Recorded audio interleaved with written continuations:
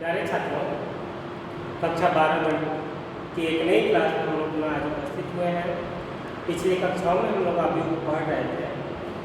हमने अवयवों को देखा, अवयवों के योगफल देखा, अवयवों के योगफल की कुछ प्रॉपर्टीज हमने देखी, अवयव का एक अदिश के साथ गुणनफल देखा और दो अवयवों का गुणनफल हम लोग पढ़ रहे थे। यदि हम पिछले क्लास को एक बार दोहरा लें, यदि दो अवयव दिए गए हैं और उन दोनों अवयवों का हमें गुणनफल निकालना है, हमें गुणनफल ज्ञात करना है, तो हमने बताया था कि यदि पहला अवयव A है, दूसरा अवयव B है और दोनों का गुणनफल तभी संभव होगा जब इसमें स्तंभों की संख्या, स्तंभों की जो संख्या है वह बराबर होनी चाहिए B के पंक्तियों की संख्या। यदि यह कंडीशन हमारा संतुष्ट हो जाता है तो हम कहेंगे कि इन दोनों का गुणनफल हमें प्राप्त होगा, तथा यदि ये स्तंभों की संख्या दूसरे अवयवों की पंक्तियों की संख्या बराबर नहीं होती है तो हम कहेंगे इन दोनों अवयवों का गुणनफल संभव नहीं होगा। एक चीज तो यह करता था मूल चीज कि कब दो अवयवों का गुणनफल हो सकता है और कब दो अवयवों का गुणनफल नहीं हम निकाल पाते हैं। दूसरा चीज हमने बताया था यदि यह m क्रॉस n का एक अवयव है तथा इसमें हमें गुणा करना है n क्रॉस p के किसी अवयव का, क्योंकि पहले अवयव में स्तंभों की संख्या दूसरे अवयव में पंक्तियों की संख्या बराबर है तो इनका गुणनफल हो सकता है। जब ये गुणनफल हमने कर दिया तो गुणनफल के बाद जो नया अवयव मिलेगा उसका क्रम होगा m क्रॉस p। ये हमने देखा। तीसरी चीज हमने बताई थी कि सपोज करो कि एक यह अवयव है जिसमें A1, A2, A3 ये अवयव है, इसका क्रम कितना हो जाएगा 3 क्रॉस 1। एक और अवयव हम ले रहे हैं B1, B2, B3, इसका क्रम क्या हुआ 1 क्रॉस 3। अब देखो पहले में स्तंभों की संख्या और दूसरे में पंक्तियों की संख्या आपस में बराबर है तो इनका गुणनफल संभव है, हमें इनका गुणनफल मिलेगा और मिलने के बाद जो नया अवयव मिलेगा उसका क्रम क्या होगा, उसका क्रम होगा 3 क्रॉस 3। ये होगा गुणा करने का तरीका हमने बताया था कि चूंकि यह दोनों बराबर हो गए तो इनको हम छोड़ देते हैं तो बचता है पहले अवयव में पंक्ति और दूसरे अवयव में स्तंभ। पहले अवयव की पंक्ति हम लेंगे, पहली पंक्ति लेंगे और इसका दूसरे अवयव के स्तंभों के साथ गुणा करना है। क्योंकि दूसरे अवयव में 3 स्तंभ है तो इस पहली पंक्ति का 3 बार हम गुणा करेंगे। एक इसके साथ करेंगे, दूसरा इसके साथ करेंगे, तीसरा इसके साथ करेंगे ना। और लिखेंगे कहाँ, पंक्ति में लिखेंगे। पंक्ति के अलग हो रहा है, स्तंभ हमें मिल रहा है ये पंक्ति में अलग अलग, तो हम उस पंक्ति के अलग ये 3 स्तंभ बनाएंगे और तीनों की जगह पे हम फिलअप करेंगे। जैसे ये पहला पंक्ति है, पहले स्तंभ के साथ जब गुणा होगा तो जो गुणनफल आएगा उसको हम यहाँ लिखेंगे पहली पंक्ति और पहले स्तंभ की जगह। इसी पहली पंक्ति को यदि हम दूसरे स्तंभ के अवयव के साथ गुणा करेंगे अर्थात A1 का B2 के साथ गुणा करेंगे तो पहली पंक्ति और दूसरे स्तंभ की जगह पर हम लिखेंगे। पहले पंक्ति को यदि तीसरे स्तंभ के अवयव के साथ गुणा करेंगे A1, B3 तो हमने इसे कहाँ लिखा पहली पंक्ति, लेकिन तीसरे स्तंभ, ये पहली पंक्ति है और पहली पंक्ति का ये तीसरा स्तंभ है। पहली पंक्ति हमने लिया, तीनों स्तंभों के साथ हमने गुणा करके लिख दिया। अब क्या करेंगे तो हम दूसरी पंक्ति उठाएंगे, दूसरी पंक्ति उठाएंगे, वही काम करेंगे। पहले स्तंभ के अवयव के साथ गुणा करेंगे, फिर दूसरे स्तंभ के अवयव के साथ गुणा करेंगे फिर तीसरा स्तंभ के अवयव के साथ गुणा करके और पहले दूसरे तीसरे स्तंभ में हम इसको पुट कर देंगे या भर देंगे। क्या मिलेगा? A2B1, यह हो गया A2B1, दूसरा से करेंगे तो मिलेगा A2B2 और तीसरे के साथ जब गुणा करेंगे तो मिलेगा A2B3। हो गया ना? दूसरे पंक्ति भी तीनों स्तंभों के साथ गुणनफल के बाद हमने यहाँ पर वैल्यू को भर दिया। अब बचा तीसरा स्तंभ हम शुरू करते हैं। इसका तीसरी पंक्ति में A3 अवयव है, इसका एक बार B1 के साथ गुणा करेंगे तो A3B1 मिलेगा।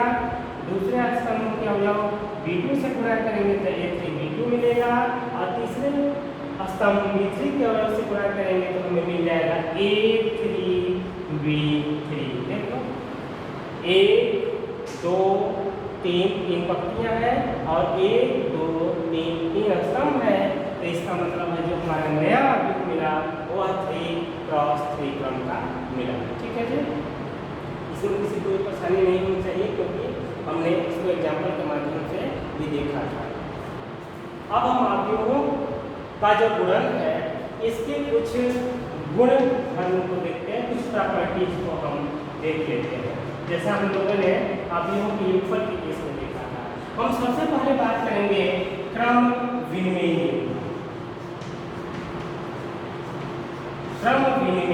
नियम। हम बताएंगे कि क्या अवयवों का गुणनफल क्रम विनिमय नियम का पालन करता है कि नहीं। यदि एक लाइन में पूछा जाए तो तुम लोगों को ये पता होना चाहिए कि यदि यह A 2x3 है, यह B 3x4 है, इनका गुणनफल तो होगा और गुणनफल के बाद जो अवयव मिलेगा वह 2x4 का अवयव मिलेगा।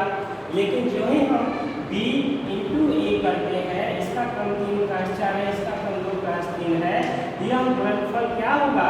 यह गुणनफल संभव नहीं होगा क्योंकि इसमें स्तंभों की संख्या इसकी पंक्तियों की संख्या के बराबर नहीं है। आप बताओ AB BA के बराबर होगा? नहीं होगा, संभव नहीं है। हो सकता है किसी में हो जाए, लेकिन मैक्सिमम केसेस में क्या है कि AB हमें यदि A और B का गुणनफल मिल जाना है तो ये संभव है कि B और A का गुणनफल न मिले, वो परिभाषित ही ना हो। ठीक है, तो जनरली क्या होगा कि जो अवयवों का गुणनफल है वह क्रम विनिमय नियम का पालन नहीं करता है, अर्थात AB बराबर नॉट B है। ठीक है, जनरली होता क्या है, मतलब यदि दो अवयव दिए गए हैं तो इन दोनों अवयवों का गुणनफल क्रम विनिमय नियम का पालन नहीं करता है। लेकिन कभी क्वेश्चन हमको ऐसा दे दिया जाता है कि एक उदाहरण दीजिए जिसमें AB और BA यह क्रम विनिमय नियम का पालन कर जाए। कई बार एग्जाम्पल हम लोगों के सामने पूछ देता है कि एक ऐसा एग्जाम्पल दीजिए, दो अवयवों को बताइए जो कि क्रम विनिमय नियम का पालन करते हैं। तो यहाँ सिंपल से हम क्या करेंगे कि कोई भी हम दो विकर्ण अवयव ले लेंगे। विकर्ण अवयव जानते हो ना? विकर्ण अवयव होता है कि विकर्ण पर हमें अवयव मिलते हैं, बाकी जगह नहीं मिलते हैं। यदि हम B लिखते हैं यहाँ पे, सपोज करो यही ले लो 2 0 0 1 ले लो। अब इनका हम गुणा कर रहे हैं, A × B हम निकाल रहे हैं। बताओ ये गुणनफल संभव है कि नहीं है? यह भी 2x2 का है, ये भी 2x2 का है। गुणनफल संभव है क्योंकि इसमें स्तंभों की संख्या इसकी पंक्तियों की संख्या के बराबर है। अब देखो हम गुणा कर रहे हैं, तो ध्यान देना बस। यह पहला अवयव है, यह हमारा दूसरा अवयव है। अब जो गुणनफल के बाद मिलेगा वह भी 2x2 का ही अवयव मिलेगा। इसमें पहली पंक्ति हम लेते हैं, पहला स्तंभ के अवयव के साथ गुणा करेंगे। पहली पंक्ति में 2 अवयव है, पहले स्तंभ में भी 2 अवयव है, तो पहला का पहले के साथ गुणा कर देंगे और दूसरे अवयव का दूसरे अवयव के साथ गुणा करेंगे और जो गुणनफल आएगा इनको हम आपस में क्या करेंगे? जोड़ देंगे। तो 1 का किसमें गुणा करें? 2 में। 0 का किसमें गुणा करें? 0 में। और जब इसमें जोड़ेंगे ये हो जाएगा फिर 2 अधिक इस पहली पंक्ति का दूसरे स्तंभ के साथ गुणा करेंगे। 1 का 0 में गुणा हुआ 0, 0 का 1 में गुणा हुआ 0। ओके ना? पहली पंक्ति का दोनों स्तंभों के साथ हमने गुणा करके अलग अलग स्तंभों में लिख दिया है। अब हम दूसरी पंक्ति लेंगे तो हम लिखेंगे दूसरी पंक्ति की जगह पे। दूसरी पंक्ति में दो अवयव है, 0 है, 2 है। पहले स्तंभ के साथ गुणा करेंगे। पहला अवयव पहले अवयव से गुणा होगा, दूसरा अवयव दूसरे अवयव से गुणा होगा। 0 का 2 में गुणा करेंगे 0 मिलेगा, 2 का 0 में गुणा करेंगे 0 मिलेगा। अब इस पर दूसरी पंक्ति को दूसरे स्तंभ के साथ गुणा करें। 0 का 0 में गुणा होगा 0 मिलेगा और 2 का 1 में गुणा होगा तो 2 मिलेगा। हमें क्या मिला? 2 0 0 2। ये किसका मान हुआ? यह a इंटू b का मान हुआ। अब हम पुनः b इंटू a का मान निकालना चाहते हैं। b का मान रख दो, यह b है, यह a है। इसको मिला दो, ये ना b था, b देखिए यहाँ लिखते हैं 2 0 0 1 2 0 0 1 और a हमारा 1 0 0 2 है 1 0 0 2। इसका गुणा करो, लिखो 2 का 2 का 1 अभी मिलेगा। इसका इसके साथ गुणा करना है तो 2 का 1 में गुणा करें तो 2 मिलेगा, 0 का 0 हो जाएगा। 2 का 0 में करोगे 0 मिलेगा और 0 का 2 में करोगे 0 मिलेगा। यहाँ देखें 0 का 1 में गुणा करें 0 और 1 का 0 में गुणा करें 0, 0 का 0 में गुणा करें 0 और 1 का 2 में गुणा करेंगे 2। क्या मिला हमें? बताओ, यह BA का मान या AB के मान के बराबर है या नहीं है? दोनों आगे जैसे हैं कि नहीं है? है। इसलिए हम कह देंगे कि यह जो आव्यूह हमने लिया है वह क्रम विनिमय नियम का पालन करता है। ठीक है, सिंपल सा। यदि कोई भी दो विकर्ण आव्यूह हम लेंगे तो उन विकर्ण आव्यूहों का गुणनफल हमेशा क्रम विनिमय नियम का पालन करता मिलेगा। दूसरा हमारी प्रॉपर्टी है साहचर्य नियम। साहचर्य नियम या इसे कहा जाता है एसोसिएटिव लॉ या रूल। इसमें क्या हुआ? एसोसिएट किया जाता है। हमने योगफल वाले बताया था, गुणनफल के केस में बता देते हैं कि a का पहले b में गुणा करें और उसमें जो गुणनफल आया उत्तर उसमें हम c का गुणा करें, या पहले आव्यूह b और c का गुणा कर लें और जो उत्तर आएगा नया आव्यूह उसमें फिर हम a का गुणा करें। यह गुणनफल के बाद दोनों में जो आव्यूह मिलता है वह दोनों आव्यूह एक जैसा होता है। यही हमारा साहचर्य नियम है, गुणन का साहचर्य नियम। यदि योग का साहचर्य नियम होता है तो क्या होता है?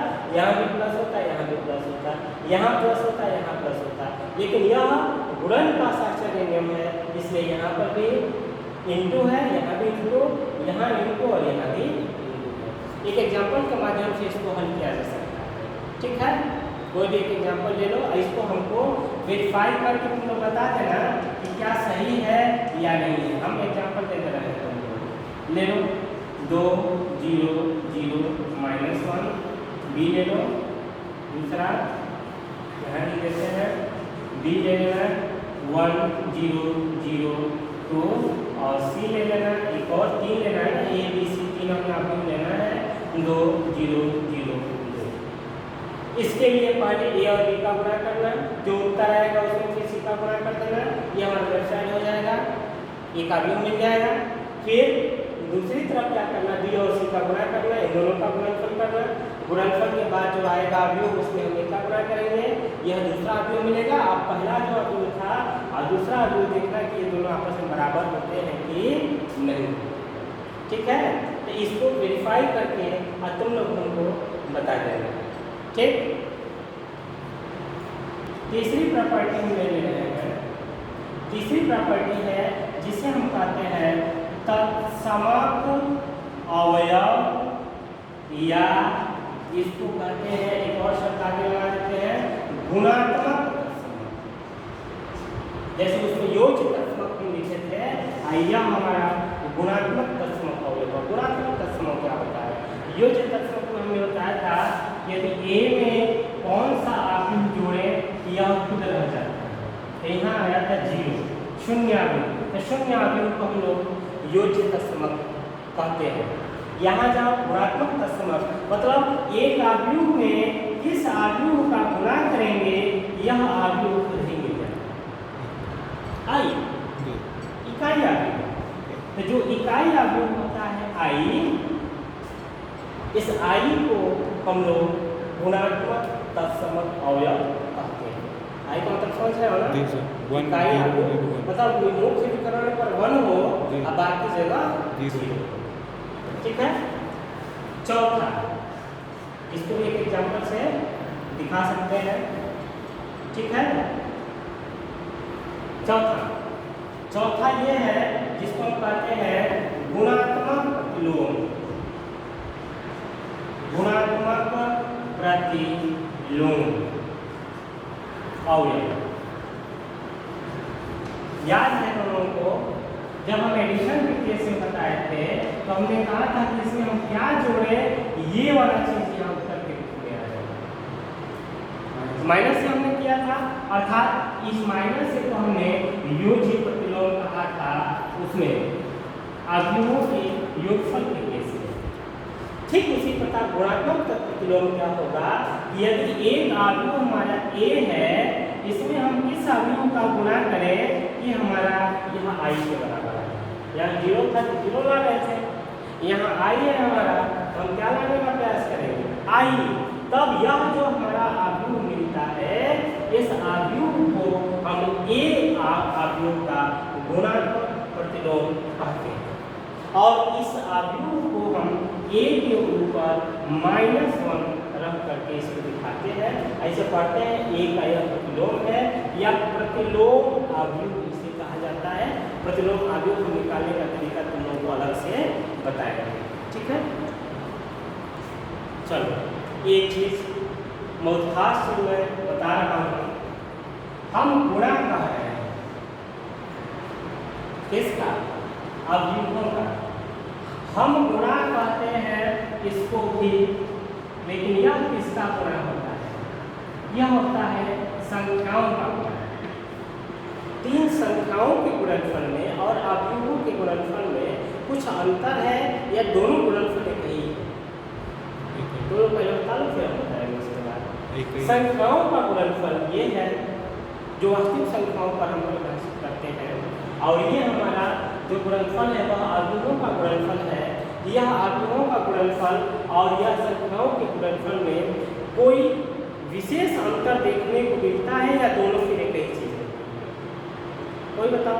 एक तो यही चीज है कि इस पर क्रमनिर्णय नियम का पालन होता है या इस पर क्रमनिर्णय नियम का पालन होता नहीं दिखता है। एक तो यही अंतर है। दूसरा बहुत खास अंतर एक देखने को हमको मिलता है। याद करो, यदि कोई भी संख्या यदि 0 होगी तो क्या होगा? या तो पहली संख्या 0 होगी या फिर दूसरी संख्या। कब? जबकि यह a और b क्या है? a और b हमारे वास्तविक संख्याएं हैं। ठीक है। दो संख्याओं का गुणनफल 0 कब होता है? या तो पहली संख्या 0 हो या फिर दूसरी संख्या। कम से कम एक संख्या इसमें से 0 होगी, तभी इनका गुणनफल हमारा 0 के बराबर होगा। लेकिन क्या यही नियम अव्यूहों के केस में भी लागू होता है?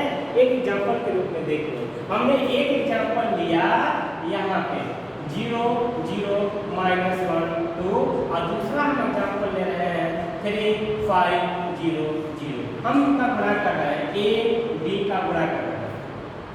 a b का गुणा करना जानते हो? 0 0 -1 2, इसका हम गुणा करें 3 5 0 0।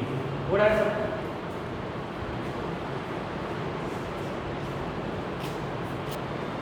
a का b अवयव को हम गुणा करना चाह रहे हैं। हम देखना क्या चाह रहे हैं? यह गुणनफल के बाद हम पता चलेगा। कैसे गुणा करेंगे? ये पंक्ति लेंगे, यह स्तंभ लेंगे, गुणा होगा, गुणा करो। 0 का 3 में गुणा होगा कितना होगा? 0। अब -1 का 0 में गुणा होगा कितना होगा? 0। तो जब 0 का 0 में हम योग करेंगे तो 0 ही ना आएगा। अच्छा, दूसरा करो। 0 का 5 में गुणा 0, -1 का 0 में गुणा 0, यह भी हो जाएगा 0 + 0। हम नीचे आते हैं, दूसरी पंक्ति लेते हैं 0 का 3 में गुणा करें 0, 2 का 0 में गुणा करें 0, यह भी आता है 0 प्लस 0। अब इसका दूसरे स्तंभ में गुणा करेंगे, 0 का 5 में गुणा करेंगे 0 आएगा, और 2 का 0 में हम गुणा करेंगे, यह भी हमारा 0 आएगा। तो क्या हम इसे शून्य अवयव लिख सकते हैं? यह शून्य अवयव है, अर्थात दो अवयवों का गुणनफल शून्य है। दो संख्याओं का गुणनफल शून्य होता है तो कोई एक संख्या अवश्य शून्य के बराबर होती है ना। लेकिन यहाँ देखो, दो अवयवों का गुणनफल शून्य है, लेकिन क्या इनमें से कोई शून्य के बराबर है? नहीं है। ये संभव है अवयवों के केस में कि दो अवयवों का गुणनफल शून्य मिल जाए, लेकिन इनमें से कोई अवयव शून्य के बराबर न हो। ठीक है,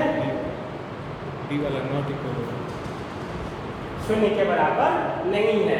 कई बार होता है, जैसे लोग पूछते हैं, बनवाने के लिए पूछते हैं कि क्या हमेशा गुणनफल ना जीरो का गुणनफल जीरो करेंगे, गुणनफल करेंगे तो जीरो मिलता है कि नहीं मिलता है? कई बार तो वहाँ पूछने का यही मतलब होता है कि अवयवों का जो गुणनफल होता है वह नॉन जीरो गुणनफल के बावजूद भी हमें शून्य मिल जाता है। लेकिन संख्याओं के केस में ऐसा होगा? संख्याओं के केस में ऐसा नहीं होगा। यदि हम नॉन जीरो कोई भी संख्या लेते हैं तो इनका गुणनफल हमेशा क्या आएगा? Non zero. 2 गुणे 3 बराबर क्या हुआ? Non zero. हुआ कि नहीं हुआ?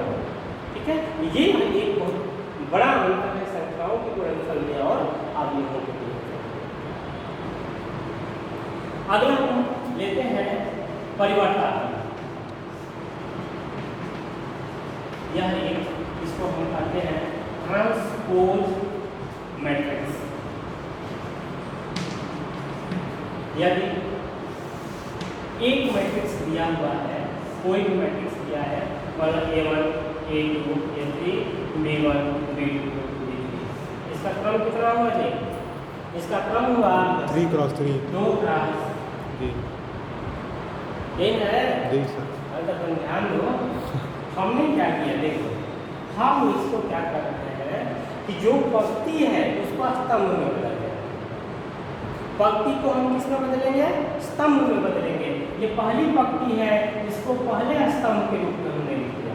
जो ऐसे लिखा था, पंक्ति के रूप में दिख रहा था, उसको हमने स्तंभ के रूप में लिख दिया। फिर दूसरी पंक्ति को हम क्या करेंगे? दूसरे स्तंभ के रूप में लिख देंगे। हमने क्या किया? हमने स्तंभ को पंक्ति में और पंक्ति को स्तंभ में। देखो, जो ऐसे था वो ऐसे हो, तो स्तंभ किस में बदल गया? पंक्ति में बदल गया। और जो पंक्तियां थी वो किस में बदल गई? स्तंभों में बदल गई। तो यदि हम पंक्तियों को स्तंभों में, स्तंभों को पंक्तियों में इंटरचेंज करते हैं, ठीक है, तो जो नया अवयव मिलता है इसे हम पुराने वाले अवयव का ट्रांसपोज कहते हैं या परिवर्त अवयव कहा जाता है। इसको हम उस अवयव के ऊपर डैश लगा करके दिखाते हैं। जब किसी अवयव का क्रम 2 क्रॉस 3 है तो उसके परिवर्त का अवयव 3 क्रॉस 2 हो जाएगा। एक और चीज देखो, यदि हम इस जो परिवर्त है इसको हम एक बार और परिवर्त करते हैं, तब क्या मिल जाएगा? पहले जैसा आ जाएगा कि नहीं आ जाएगा? जो स्तंभ थे उसको आप पंक्ति के रूप में लिख लो, A1, A2, A3, B1, B2, B3। यही हमारा A है कि नहीं है? देख लो, यही हमारा A है। मतलब किसी भी अवयव का यदि 2 बार परिवर्तन कर देते हैं तो वह अवयव अपने आप फिर से मिल जाएगा। ठीक है, ये हमारा एक रिजल्ट है जो हमारा परिवर्तन अवयव है। एक रिजल्ट हमने ये देखा कि A डैश का डैश बराबर A, ये पहला हमारा रिजल्ट रहा। दूसरा रिजल्ट है, यदि एक अवयव ले लें उसमें दूसरा अवयव हम जोड़ दें, इसका हम परिवर्तन निकालें, तो वह पहले अवयव के परिवर्त और दूसरे अवयव के परिवर्त के योगफल के बराबर होता है। तीसरा हमारा प्रॉपर्टी ये कहता है कि यदि k का इस a के साथ गुणा है, इसका हम परिवर्तन निकालते हैं, तो इसका जो मान होगा वह a के परिवर्त में k के गुणनफल से प्राप्त होता है। ठीक है, एक एग्जाम्पल से हम इसको दिखा देते हैं। ले लो, ये तो हमने सिद्ध कर दिया। ये दूसरे को हम सिद्ध करना चाह रहे हैं। मान लो a बराबर है 1 0 0 2, b बराबर है 1 1 2 2। तो a का डैश क्या हो जाएगा? 1 0 ऐसे आ जाएगा, 0 2 इस तरह से हो जाएगा। वही वजह वही हो गया, कोई अंतर नहीं पड़ेगा। b का डैश हुआ, क्या मिलेगा हमें? यह 1 2 इधर हो गया, ये 1 2 इधर हो गया। हो गया? अब हम इसको ऐड कर रहे हैं, a प्लस b हम कर रहे हैं। a में b को हम जोड़ेंगे। कैसे जुड़ता है याद है? अवयव एक साथ जुड़ जाता है। संगत अवयव 1 का 1 के साथ योग हो जाएगा 2 होगा, 0 का 1 के साथ योग होगा 1 होगा, 0 का 2 के साथ योग होगा 2 होगा, और 2 का 2 के साथ योग होगा। ये क्या निकला? यहाँ a प्लस b का मान निकला। तो इसको मिटा दें, रास्ता क्लियर हो जाएगा इस तरह से। अब स्पष्ट दिखेगा। आप यह हम दूसरा हल करना शुरू किए थे। यह a प्लस b का मान हुआ, हमने इसको समीकरण नंबर 1 रखा। अब हम a डैश को जोड़ रहे हैं b डैश के साथ। a डैश का क्या है? 1 0 0 2। a डैश तो हमारा वही है। b डैश क्या है? b डैश ये है, ये 1 1 2 2। हम ऐड करें, ऐड कर बताओ। 1 का 1 में योग होगा 2 होगा, 0 का 2 में होगा 2 होगा, 0 का 1 में होगा 1 होगा, और 2 का 2 में होगा 4 होगा। इसको समीकरण नंबर 2 मानो। तो क्या यह और यह एक जैसे है? कंफ्यूज हो गया। यहाँ देखो, हमने a प्लस b निकाला है। यहाँ हमें लेफ्ट साइड पे a प्लस b का डैश निकालना था, तो हम a प्लस b का डैश लिखेंगे। जब डैश लिखेंगे तो इसको घुमा देंगे, अर्थात पंक्ति को हम स्तंभ में लिख देंगे। यह दूसरी पंक्ति हमारा दूसरा स्तंभ हो जाएगा। यह हमारा समीकरण नंबर 1 होगा। अब समीकरण 1 में देखो अवयव कौन सा है? 2 2 1 4। समीकरण 2 में अवयव कौन सा है? 2 2 1 4। क्या यह दोनों बराबर है? यह बराबर है, तो हम कह सकते हैं कि यह इसके बराबर होगा, अर्थात a प्लस b का जो डैश होगा वह a dash plus b dash के बराबर होगा। ये हमने दूसरा सिद्ध कर दिया, इसको हमने सिद्ध कर दिया। एक एग्जाम्पल तुम्हारा, इसको भी देखेंगे, तीसरा वाला भी। ठीक है? हम एक आदमी ले लो, कोई भी एक आदमी ले सकते हो। 2 3 4 क्रम क्या होता है इसका? Sir 1 cross 3। एक के कमांड ले लो, कोई सबसे सिंपल सा ले लो। ठीक है? पहले इसका मान निकालिए, फिर उसका परिवर्तन निकालिए। पहले किसका मान निकालें? k इंटू a का। k का मान 3 है और a का मान 2 3 4 है। हमने जब अदिश का अवयव के साथ गुणनफल बताया था, तो हमने कहा था इस अदिश का प्रत्येक अवयव के साथ गुणा हो जाता है। क्या समझिए हमने? जब इसका गुणा होगा तो 3 गुना 6 होगा, यह 9 होगा और यह 12 होगा। इसका मान है k a का मान। अब हम k a का डैश निकालें। डैश का मतलब क्या होता है? पंक्ति को स्तंभ में लिखेंगे 6 9 12। इसका समीकरण नंबर सर कि ये हमने लेफ्ट साइड का मान निकाल दिया। अब राइट साइड की बात करते हैं। राइट साइड में पहले हम इसका मान निकालें, किसका? a डैश का। a डैश और a का परिवर्तन। ये हमारा कितना है? 2 3 4 है। a का परिवर्तन निकालेंगे तो हमारा 2 3 4 ऐसे हो जाएगा, होगा ना जी? अब इसमें हम k का गुणा कर रहे हैं, k a डैश का मान निकाल देंगे। k का मान कितना है? k का मान 3 है, हमने यहाँ 3 रखा। 2 3 4। हमारा अदिश गुणन क्या कहता है कि इसका प्रत्येक अवयव में गुणा होगा। 3 गुना 6 यहाँ होगा, 9 यहाँ होगा, 12 यहाँ होगा।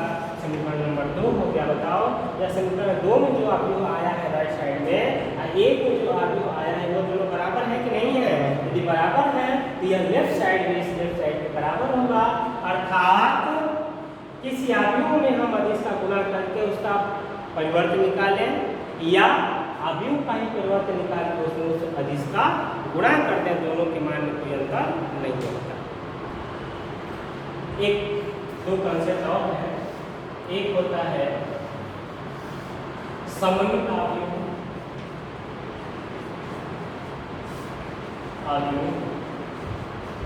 और दूसरा होता है विषम सममित अवयव।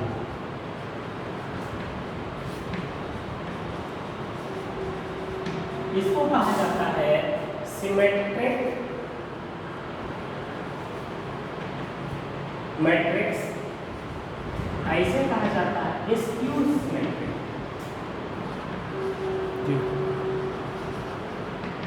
मैट्रिक्स देखो क्या होता है, सममित का मतलब सममित का मतलब होता है, सममित का मतलब होता है, सुनो को याद होगा जब हमने फॉर्मूला पढ़ाया था तो हमने कहा था यदि आधा हिस्सा हम बनाए, इसको न बनाए, इसकी जगह पर एक हम शीशा रख दें तो ये आधा हिस्सा जब हम बनाते हैं तो आधा हिस्सा शीशे में अपने आप बन जाता है, बनता है ना। तो इसको कहा जाता है कि ये सिमेट्रिकल है। सिमेट्रिकल है किसके अगेंस्ट सिमेट्रिकल है? इस वाई अक्ष के अगेंस्ट सिमेट्रिकल है। जैसे हम लोग अपने को भी देखते हैं, यदि बीच में से एक लाइन खींच देते हैं तो एकदम बिल्कुल दोनों तरफ एक जैसा है कि नहीं है। इस बीच लाइन के देखो एक तरफ दो कान है, दो कंधे हैं, ठीक है, नाक का भी दो छिद्र है, नीचे आगे तो दो हिस्से में हमारी छाती भी है, आगे दो पैर है, दो हाथ है कि नहीं है। तो हम कह सकते हैं ना कि जो हमारा बीच का हिस्सा है इस अक्ष के परता हमारा शरीर भी क्या है, सिमेट्रिकल है, ठीक है। यह परवलय किस अक्ष के परता सिमेट्रिकल है, वाई अक्ष के परवलय। इसी को हम यदि इसका बना दें तब क्या हो जाएगा, एक अक्ष के परता यह सिमेट्रिकल है। लेकिन यदि हम इसको बना दें, यह क्या है, सर्कल, गोला, यह गोला किस अक्ष के परता सिमेट्रिकल है, दोनों अक्षों के परता, एक अक्ष के परता भी और वाई अक्ष के परता। देखो इसको यदि हम अक्ष माने आधा और ऐसा बनाएंगे तो अपने आप ये मिल जाएगा कि नहीं मिल जाएगा, और वाई अक्ष के एक तरफ का बनाएंगे तो दूसरे तरफ अपने आप मिल जाएगा ना। तो इसको हम कहते हैं कि जो वृत्त है, अच्छा एक चीज़ और बताना, अब यदि अब थोड़ा सा इसको रोके हैं, इसको एक चीज़ समझा लें फिर हम इस पर आते हैं।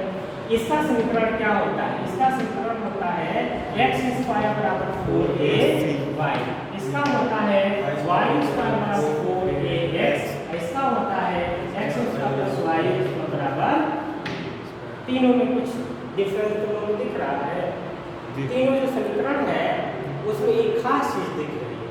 अब वो खास चीज़ मैं बता दे रहा हूँ तुम लोगों को। यहाँ जो समघात है वो x पर है, y पर समघात नहीं है। देखो y पर कितना घात है, एक घात, एक हमेशा विषम होता है ना, सम होता नहीं है। लेकिन जो x पर घात है वह दो है, दो सम होता है, तो समघात किस पर है, x पर। तो जब किसी समीकरण में समघात x पर होता है तो वह y अक्ष के परता सममित होता है वो पर, ठीक है। यहाँ देख लो उसी को, समघात किसके परता है, किस पर है समघात, y पर। देखो समघात किस पर है, y पर है, x पर तो विषम घात है, एक घात है। जितने भी y यहाँ दिखेंगे सब पे यदि समघात हमारा मिलता है, 2 घात, 4 घात, 6 घात, ठीक है, तो जो हमारी सिमेट्री होती है वह x अक्ष की पर, x पर समघात हुआ y अक्ष के परता सममित, y अक्ष पर समघात हुआ तो x अक्ष के परता सममित, और दोनों पर यदि समघात हुआ तो दोनों अक्षों के परता सममित होता है, सिमेट्रिक होता है। आ जाओ इसकी सिमेट्री की बात करते हैं। यदि a डैश का मान a के बराबर हो जाता है तो इस अवयव a को हम सममित अवयव कहते हैं। क्या कहते हैं जी, सममित अवयव कहते हैं, या इसे कहा जाता है सिमेट्रिक मैट्रिक्स कहते हैं। दूसरा, यदि a डैश का मान -a के बराबर आता है तो उस अवयव a को हम विषम सममित अवयव कहते हैं, या स्क्यू सिमेट्रिक मैट्रिक्स कहा जाता है। एग्जांपल ले लो, इसका एग्जांपल ले लो, मान लो a बराबर है 1 0 0 2, इसका डैश निकालो जी, डैश क्या होगा 1 0 2 0, दोनों एक जैसा है कि नहीं है ना। a डैश का मान इसके बराबर है ना, तो हम इस a को कहेंगे यह कैसा